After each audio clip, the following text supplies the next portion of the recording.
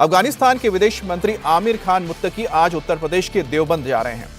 तालिबानी विदेश मंत्री मुत्तकी आज देवबंद के दारुल उलूम मदरसे का दौरा करने वाले हैं। मुत्तकी थोड़ी देर में देवबंद पहुंच जाएंगे और अरशद मदनी समेत दारुल उलूम के बड़े उलेमाओं के साथ उनकी मुलाकात भी होगी। मुत्तकी यहां मदरसों में पढ़ने वाले टीचर्स से भी मुलाकात करेंगे और साथ ही दारुल उलूम की लाइब्रेरी में तकरीर भी करेंगे। अफगानिस्तान के विदेश मंत्री का देवबंद दौरा धार्मिक और कूटनीतिक दोनों ही नजरिए से बेहद अहम माना जा रहा है। उनकी देवबंद यात्रा पाकिस्तान के उस दावे को चुनौती देती है जिसमें पाकिस्तान खुद को देवबंदी इस्लाम का संरक्षक और तालिबान का मुख्य समर्थक बताता है। मुत्तकी अपनी देवबंद यात्रा से क्लियर मैसेज दे रहे हैं कि अफगानिस्तान की धार्मिक जड़ें भारत से जुड़ी हुई हैं, यानी कि तालिबान अपनी राजनीतिक और कूटनीति में पाकिस्तान पर निर्भरता कम करके भारत की तरफ अपना रुख कर रहा है। अफगानिस्तान के विदेश मंत्री आमिर खान मुत्तकी थोड़ी देर में देवबंद पहुंच जाएंगे। 11 बजे से दोपहर 2 बजे तक मुत्तकी दारुल उलूम घूमेंगे। वहां पढ़ने वाले टीचर्स और मौलाना अरशद मदनी से उनकी मुलाकात भी होगी। मुत्तकी इस दौरान कुरान और हदीस पढ़ाने वाले मदरसों की एक क्लास में बैठकर पढ़ाई का निजाम भी देखेंगे। इसके बाद दोपहर में मुत्तकी और मौलाना अरशद मदनी का संबोधन भी होगा। इस प्रोग्राम में दारुल उलूम के साथ आसपास के मदरसों के मौलवियों को भी इन्वाइट किया गया है। पहले 30 मिनट का मौलाना अरशद मदनी का भाषण होगा और उसके बाद 30 मिनट विदेश मंत्री आमिर खान मुत्तकी भी बोलेंगे। अब आप यह भी समझिए कि अफगानिस्तान और तालिबान के लिए देवबंद क्यों अहम है। दरअसल तालिबान इस्लाम की देवबंदी विचारधारा को फॉलो करता है। यहां का दारुल उलूम मदरसा तालिबानियों के लिए हमेशा से आदर्श रहा है। दारुल उलूम में जो अफगानी छात्र पढ़ते हैं उन्हें मौजूदा अफगानिस्तान सरकार की नौकरियों में तरजीह भी दी जाती है। दारुल उलूम मदरसे में अभी अफगानिस्तान के करीब 15 स्टूडेंट पढ़ाई कर रहे हैं। साल 2000 के बाद बनाए गए सख्त वीजा नियमों की वजह से देवबंद में अफगानिस्तान के छात्रों की तादाद कम हुई है। पहले सैकड़ों के तादाद में छात्र दारुल उलूम में पढ़ाई करने के लिए आते थे। साल 1958 में अफगानिस्तान के बादशाह रहे मोहम्मद जहीर शाह भी दारुल उलूम आए थे। जहीर शाह के नाम से ही दारुल उलूम में एक गेट भी बनाया हुआ है जिसका नाम है बाब-ए-ज़हीर। बाब-ए-ज़हीर। देवबंद में जब लोग जा रहे हैं उधर क्या करता है?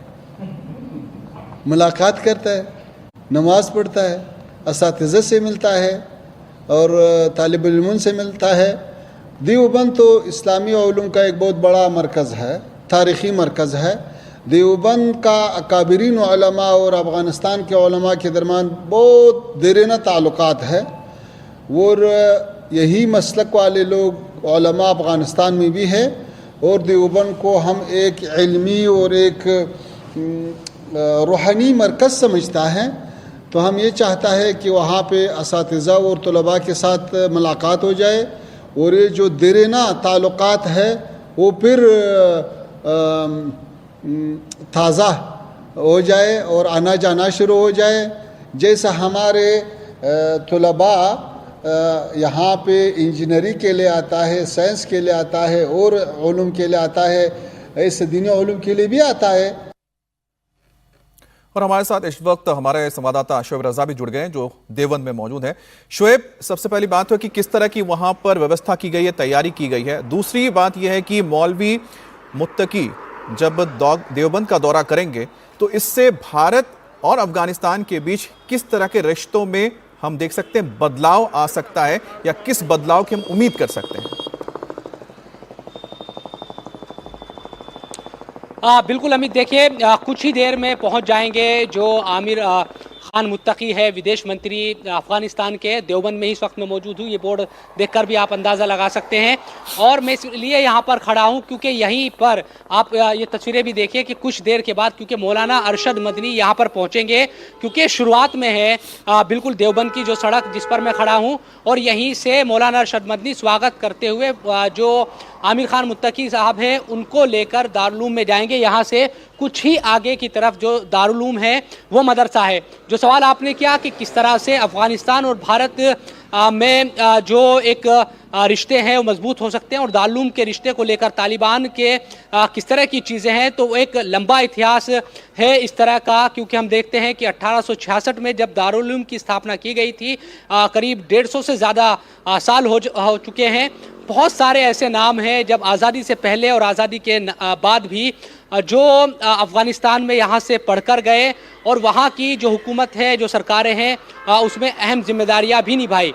और जिसका जिक्र आप कर रहे थे कि सन 2000 में कुछ इस तरह के जो नियम हैं वीज़ा को लेकर बनाए गए कि जो वहाँ के जो स्टूडेंट्स थे, जो दारुल में पढ़ाई करते थे, उनकी जो तादाद है वो थोड़ी कम हुई थी। लेकिन अब जिस तरह से भारत और अफ़गानिस्तान के दरमियान जो रिश्ते हैं वो और ज़्यादा मजबूत हो रहे, तो हो सकता है कि आने वाले दिनों में यहाँ जो स्टूडेंट्स हैं अफ़गानिस्तान के वो ज़्यादा बढ़े। देखिए, इस दौरे के राजनीतिक तौर पर भी या हम सैद्धांतिक तौर पर भी देखें तो कई बातें नज़र आती, वो इस लिहाज से भी कि देखिए, भारत और अफ़गानिस्तान जब के रिश्ते अगर मजबूत हो रहे हैं तो यकीनन पाकिस्तान जो हमारे देश का दुश्मन है उसको अलग थलग करने, उसको एक तरीके से पीछे करने में भी मदद मिल रही है। इससे अंदाज़ा आप इससे भी लगा सकते हैं। देखिए अमित, की पाकिस्तान ये बात कहते रहा है कि जो इस्लामी विचारधारा है उसका वो केंद्र है और उससे अफ़गानिस्तान को जोड़ने की कोशिश वो करता है। लेकिन अफ़गानिस्तान के लोग, खासतौर पर तालिबान के जो लोग हैं, वो इस बात को मानते हैं कि जो उनका बिल्कुल शोएब, आपने आदर्श केंद्र है, जिस बात का जिक्र किया है वो आज जब तस्वीरों में सामने आएगी तो ये कहीं ना कहीं पाकिस्तान के लिए बहुत आसान नहीं होगा उसे निगल लेने या पचा लेना, क्योंकि भारत और अफगानिस्तान का करीब आना, खासतौर पे तालिबान का भारत के साथ करीब आना, नजदीकों का बढ़ना, ये पाकिस्तान के होश उड़ा रहा है। वहीं पर काबुल पर पाकिस्तानी एयर स्ट्राइक को लेकर भी अफगानिस्तान के विदेश मंत्री ने मुनीर को वार्निंग दी है। उन्होंने कहा है कि पाकिस्तान की सरकार अफगानिस्तान को हल्के में लेने की गलती ना करे। अगर किसी ने अफगानिस्तान को छेड़ा तो उसे छोड़ा नहीं जाएगा। अफ़गानिस्तान में अमन और तरक्की ये सारे खिते के खैर में है। अफ़गानिस्तान, आपको पता है कि इस खिते में वो इत्तिसाल और ट्रांजिट और इक़्तिसाद का एक मरकज़ बन सकता है। ये जोग्राफिया ऐसा है कि सेंट्रल एशिया और जनूबी एशिया के दरमियान ये बेहतरीन नज़दीक रास्ता है वसल का, तो इससे फ़ायदा उठाना चाहिए। इस हालात को ख़राब करना नहीं चाहिए। हम जैसे हिंदुस्तान के साथ अच्छा ताल्लुकात चाहता है, पाकिस्तान के साथ भी अच्छा ताल्लुकात चाहता है, लेकिन ये ताल्लुकात दोनों तरफ से हो सकता है, एक तरफ से तो नहीं हो सकता है। इसलिए हमारा ख्वाहिश ये है कि ऐसे गलती को तकरार नहीं करना चाहिए। अफ़गानियों का हौसले नहीं आजमाया, उसको ज़्यादा छेड़ना अगर लोग करता है तो वो एक बार अंग्रेज़ से पूछे, फिर सोवियत यूनियन से पूछे, फिर अमेरिका से पूछे, फिर नाटो से पूछे, ताकि वो आपको थोड़ा सा समझाए कि भाई अफ़गानिस्तान के साथ ऐसा खेल करना ये अच्छा नहीं है। हम तो इसका कायल नहीं कि अफ़गानिस्तान से किसी को ख़तरा है या किसी को अफ़गानिस्तान से अमनीती मुश्किल है। जो लोग ये बात कर रहे हैं वो सबूत भी पेश करें। और इस वक्त एक और बड़ी खबर आपको बता दें, काबुल में बमबारी के 24 घंटे के अंदर टीटीपी ने पाकिस्तान को दहला दिया है। पाकिस्तान के खैबर पख्तूनख्वा के डेरा इस्माइल खान में पुलिस ट्रेनिंग सेंटर पर बड़ा आत्मघाती हमला हुआ है। हमले के वक्त जोरदार धमाका सुनाई दिया और चारों तरफ आग फैल गई। आत्मघाती हमलावरों और पाकिस्तानी सेना के बीच मुठभेड़ शुरू हो गई है। इसमें 2 पाकिस्तानी सैनिक मारे गए हैं।